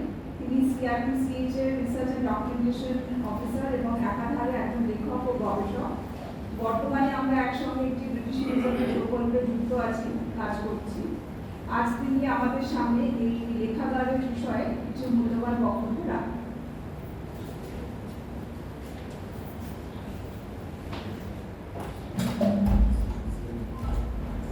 নমস্কার সকলকে। আসলে সেরকমভাবে প্রিপেয়ার করে কিছু আসেনি, কারণ হায়দ্রাবাদে ছিলাম কয়েকদিন, সময় পাইনি কিছু প্রিপেয়ার করা। আমার মনে এখন যেগুলো আসছে সেগুলো সকলের সাথে একটু শেয়ার করছি। এই কাজটা করার ক্ষেত্রে আমার যে স্মৃতিগুলো এখন আসছে, আমি একটু নোট করছিলাম। সেটা হচ্ছে প্রথমেই বলবো আলু পোস্ত রান্না করা ওনার বাড়িতে। প্রতিদিন একটা করে লট শেষ হচ্ছে, 5টা করে 6টা করে ফাইল নিয়ে আসছি, আলু পোস্ত ডাল, বিভিন্ন ধরনের মেনু, একসঙ্গে বসে খাওয়া, এই স্মৃতি ভুলবো না। এবং অত্যন্ত যত্নের সঙ্গে শেষে আবার টক দই, এই স্মৃতি ভুলবো না। এটা একটা স্মৃতি। দীনেশ দার কথা বলবো, দীনেশ দা এখানে নেই। দীনেশ দা সেই তুমি কাজটা করে দাও, আমি তোমাকে বিরিয়ানি খাও। মূলত ইতিহাসে যে পড়াশোনা, ইতিহাসে আসা 2016-তে মাস্টার্স কমপ্লিট করার পরই ক্ষেত্র সমীক্ষাটাই আমার বরাবরের পছন্দ। সে আদিবাসী হোক বা বেলেঘাটার বস্তিতে কাজ হোক, কলকাতার বনেদি বাড়ি পারিবারিক রেকর্ড স্যারেন্ডেন্ট্রিতে কাজ, বা সোফিয়া রবসন কলেজের ব্যক্তিগত ডায়েরির ডিজিটাইজেশন, সাধারণ ব্রাহ্ম সমাজের কালেকশন, বা আমাদের এই যে এখন যে বর্তমান ম্যাডাম বললেন যে প্রজেক্ট চলছে সেটার ফিল্ড সার্ভেতে আমি স্বাচ্ছন্দ্য বোধ করি। তো এই যে আজকে যে আর্কাইভসটার কথা আমরা দেখছি, যে আর্কাইভসটা, এই আর্কাইভসটা যখন আমি ডিজিটাইজ করতে করতে যেটুকু পড়ার সুযোগ হয়, সেইটুকুটাতেই কিন্তু দারুণ মূল্যবান খবর পাচ্ছি। এবার খবরগুলো কেন গুরুত্বপূর্ণ না, বর্ধমানের মানুষ, মূলত গ্রামাঞ্চলের মানুষ, সেই খবরগুলোতে কি রিয়াক্ট করছে। আমার পিএইচডি কাজও এরকম, ভিলেজ পলিটিক্স নিয়ে কাজ, গ্রামাঞ্চলের মানুষের রাজনীতিতে তাদের রিয়াকশনটা কিরকম সেটা বোঝা। ধরা যাক যেদিন দ্বিতীয় বিশ্বযুদ্ধ শুরু হচ্ছে, সেই দিন পত্রিকার খবরটা কিরকম ভাবে পরিবেশিত হয়েছে, মানুষ কিভাবে রিয়াক্ট করছে। হ্যাঁ, কিছুদিন আগে যেরকম সেই যুদ্ধের আগে যেরকম কি একটা হলো না, যে বোমা পড়বে, লাইট অফ করে, বর্তমানে সেই সময় হয়েছিল। এই খবরগুলো দামোদর থেকে পাচ্ছি।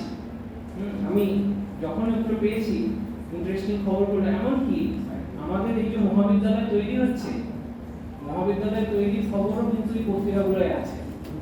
ফলে লোকাল নিউজ জানার ক্ষেত্রে, মানুষের মনোভাব বোঝার ক্ষেত্রে এই পত্রিকাগুলো খুবই গুরুত্বপূর্ণ। আর একটা ইন্টারেস্টিং জিনিস যেটা আমার মনে হয়েছে, নথি নিয়ে তো কাজ করতেই হয়, খবর পরিবেশনের একটা সততা, যেটা এখন দেখতে পাই না। হয়তো একটা পলিটিক্যাল স্ট্যান্ড পয়েন্ট আছে সম্পাদকে, কিন্তু নিজেকেই প্রশ্ন করা, এই জিনিসটা হয়তো সেই সময়কার মানুষের মধ্যে কিছুটা হলেও ছিল, যেটা এখন আমরা আর পাই না। কি সুন্দর ভাষা, মানে অন্যকে ব্যঙ্গ করছি, ব্যঙ্গ করে এখন তো একটা নিম্নস্তরীয় ভাষা দিয়ে আমরা মানে কথা শোনানো, এরকম একটা, কিন্তু কবিতা করে, কার্টুন এঁকে, বর্তমানে কার্টুন নিয়ে কাজ হতে পারে, আমাদের পত্রিকার কার্টুন নিয়ে কাজ হতে পারে সুন্দর। হ্যাঁ, তো এই জিনিসগুলো পেয়েছি। পলিটিক্যাল খবর তো থাকছেই, স্ট্যান্ড পয়েন্ট আছে, কিন্তু ভারসাম্য থাকছে, একটা ব্যালেন্স করে চলা, যে আমাদের অন্য অপোনেন্ট কি বলছে সেইটাকেও যথাযথ স্থান দেওয়া, বা ধরা যাক অন্য পলিটিক্যাল পার্টির কোনো খবর আমার বিরুদ্ধে প্রকাশিত হয়েছে লিফলেট আকারে, সেইটাকে সম্পূর্ণ তুলে দেওয়া, যে আমার বিরুদ্ধে এই ছাপা হয়েছে। এই পরিবেশনটা আমার খুব ভালো লেগেছে।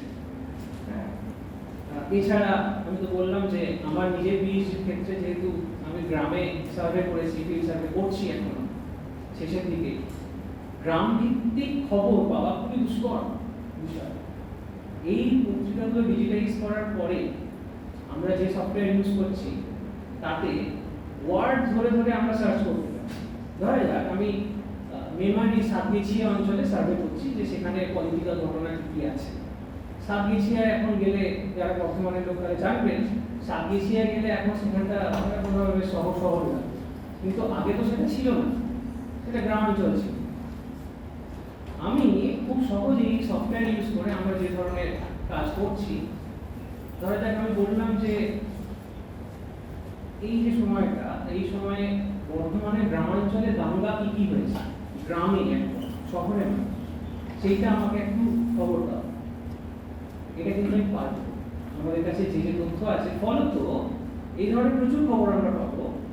ফলে গবেষকরা আগে যেটা দশকের পর দশক এটাতেই কাটাতেন স্টাডি করে, হয়তো ধরা যাক 5 বছর বা 10 বছরের কাগজ ব্যবহার করে হয়তো দুটো সোর্স পাওয়া গেল, সেটা কিন্তু এখন আমরা অনেকটাই সেই সময়টা সংক্ষেপিত করতে পারছি। ফলে আমার গবেষণা করার যে দৃষ্টি সেটা কিন্তু, বা আমাদের যে স্প্যানটা সেটা কিন্তু অনেক বেড়ে যাচ্ছে।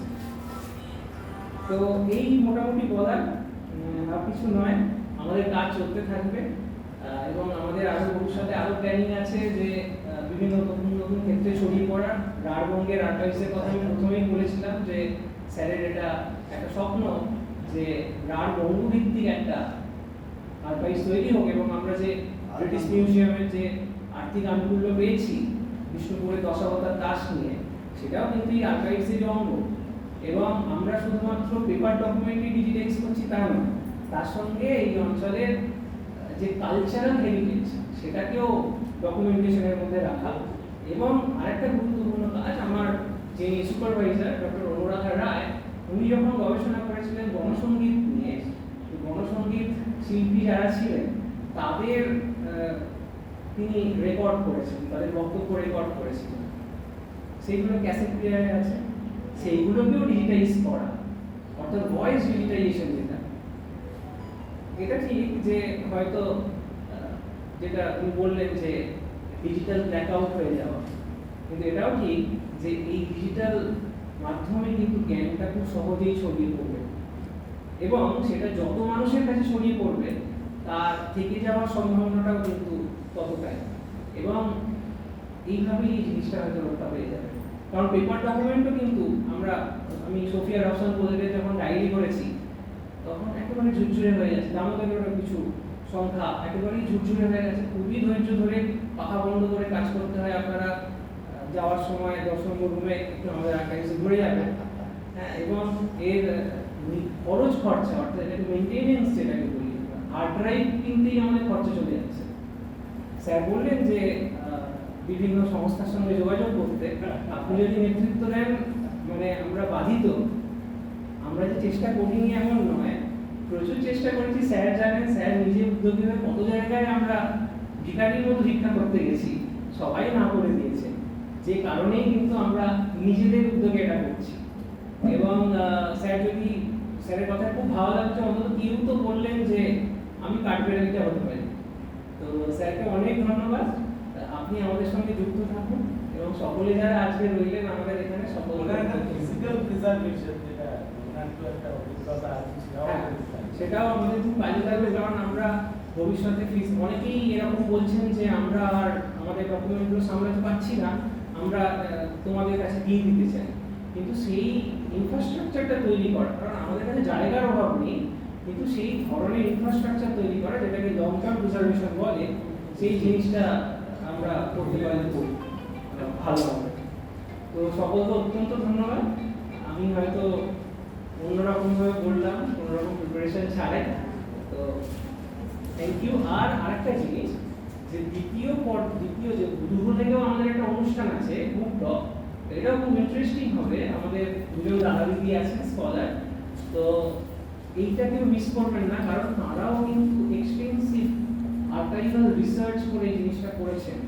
তো এটা কেউ মিস করবেন না, এবং তাদের যে গবেষণালব্ধ কাজ বই আকারে প্রকাশ হয়েছে সেটাও আপনাদের দেখার সুযোগ থাকবে। খুবই অপরিসীম ধৈর্য নিয়ে এই কাজটা। হ্যাঁ, আমরা এরপরে খাবারের দিকে যাব, কিছুটা আরো দুটো বক্তব্য পরে, তারপরে কিন্তু আমরা আবার সমবেত হব। ধন্যবাদ। ধন্যবাদ। আমরা আজকে আমাদের মধ্যে পেয়ে গেছি নন্দগোপাল বাউরি মহাশয়কে। উনি এই অঞ্চলের মানুষ এবং দলিত সাহিত্যের ওপর কাজ করেন। ওনাকে আমাদের উদ্দেশ্যে কিছু বক্তব্য রাখার জন্য অনুরোধ করুন।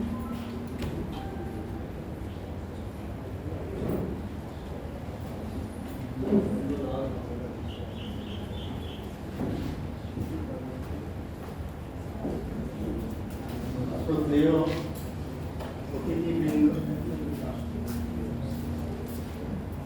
এবং দেশবন্ধু মহাবিদ্যালয়ের অধ্যক্ষ যিনি আহ্বান জানিয়েছেন এই রকম একটি মহতি অনুষ্ঠানে উপস্থিত থাকার জন্য। বিষয়টা হলো যে কলেজ কর্তৃপক্ষ বা বিশেষ করে অধ্যক্ষ এবং তার সহকর্মী যারা রয়েছে এরকম একটি কাজ, আমি এটাকে শুধু কাজ বলবো না, জ্ঞানকে ছড়িয়ে দেওয়ার যে এই মুহূর্তে হয়তো সবথেকে সহজ উপায় যেটা আমরা মনে করছি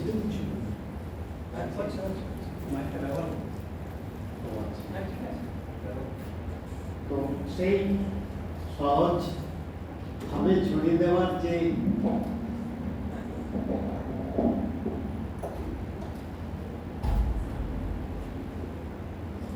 একেবারে সমকালীন বৈজ্ঞানিক পদ্ধতি অবলম্বন করেছেন, অবশ্যই শ্রদ্ধার জায়গায় সেটাকে নিয়ে আসা যেতে পারে। আর আমাদের অঞ্চল, রাঢ় অঞ্চল, যেখানেই যায় সাহিত্যের কাজ নিয়ে ভারতবর্ষের বহু জায়গায় গেছি, ঘুরেছি, কিন্তু রাঢ় অঞ্চলকে সকলে একটু অন্য চোখে দেখেন। আর সেই কারণে একটি অন্যরকম অভিমান রয়েই যায় রাঢ়ের অধিবাসী হিসেবে। কেননা রাঢ় মানে অনেকেই ধরে নেন যে সেই অঞ্চলে যারা বাস করেন তারা হয়তো সারা পৃথিবী মানুষের যে শুভ দিক, শুভ বলবো না, মানে উন্নত দিক, সেই উন্নত দিকগুলোর অনেক কিছু হয়তো জানেন না, এরকম একটা। আর শব্দটার অর্থ যদিও রুক্ষ সূক্ষ্ম, এটা তো ঠিকই সকলেই জানেন, কিন্তু তার মানে এই নয় যে কোনো তুচ্ছ তাচ্ছিল্যের জায়গায়। বহু জায়গায় রাঢ়ের যে ভাষা, সেই ভাষাকে নিয়েও বহু জায়গায় তুচ্ছ তাচ্ছিল্যের একটা বাতাবরণ রয়েই যায়। এই কয়েকদিন আগে কলকাতায় একটি অনুষ্ঠান হলো, তো সেখানেও ঠিক এই ভাষাটাকে নিয়ে দু একজন কটু মন্তব্য করেছেন। একজন রাঢ়ের অধিবাসী হিসেবে রাঢ়ের ভাষা ব্যবহার যেহেতু আমার মাতৃভাষা, প্রতিবাদ করেছি, দারুণভাবে বিতর্ক হয়েছে। তো সেই রাঢ়ের বিষয়কে নিয়ে যাই হোক না কেন, এই যে কাজটা শুরু করেছে, অবশ্যই আমি একজন রাঢ়ের মানুষ হিসেবে শ্রদ্ধায় জানাই। এরকম ধরনের কাজ যত বেশি হয় ততই মনে হয় যে একটা যেন আরো উন্নত দিকে আমরা যাচ্ছি, বা সেই যাওয়ার যে প্রচেষ্টা এই মহাবিদ্যালয়ের যারা রয়েছেন তারা যে শুরু করেছেন, এর জন্য অবশ্যই আমি ব্যক্তিগতভাবে শ্রদ্ধা জানাচ্ছি। যাই হোক, বেশি কিছু বলার এখানে প্রয়োজন মনে করি না, তবে আমি ব্যক্তিগতভাবে তার প্রতি, সেই কাজের প্রতি বা তাদের প্রতি আনত মস্তকে শ্রদ্ধা জানাই, যারা রাঢ়কে অন্তত দুটো ভালোবাসার কথা বলে। এইটুকু বলে আমি সকলকে শ্রদ্ধা, ভালোবাসা জানি।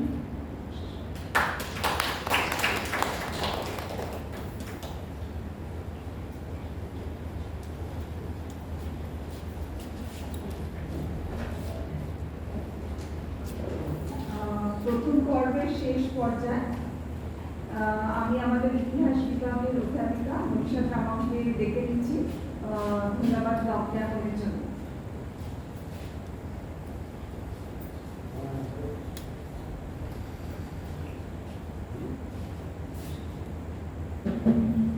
A very good afternoon, everyone. It is my privilege today to propose the vote of thanks on this memorable occasion organized by the Center for Research and Preservation of Cultural Heritage in collaboration with Department of History, Deshbandhu Mahavidyalaya, Chittaranjan. First of all, I would like to express my heartfelt gratitude to our respected guests, Dr. Syed Tanveer Nasri, Shri Devadatta Taha, Shri Sanjeev Chakraborty, Abdul Sabur, Shivananda Pal, and Nandalal Body for gracing this program with their valuable presence and insightful words during the inauguration of the digital archive of the local newspapers of Vardhan.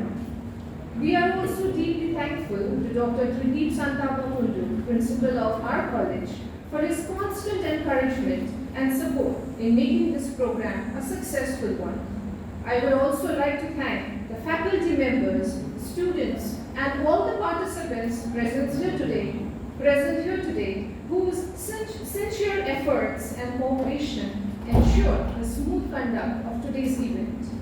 Finally, thank you everyone for your active participation and enthusiasm. With this, I would like to conclude this vote of thanks. Thank you so much. আমরা এখন ক্যান্টিনে যাব, গিয়ে আমাদের যারা অতিথিরা আছেন সবার সাথে আমরা খাওয়া দাওয়া করব। আমরা ঠিক 2:05 খাওয়া দাওয়া তাড়াতাড়ি সেরে আমরা এখানে আবার মিলিত হব। হ্যাঁ, তার মধ্যে আপনারা যাওয়ার সময় একবার 10 নম্বর রুমে আপনারা আসবেন, আমাদের আর্কাইভসটা একটু দেখে যাবেন। ধন্যবাদ।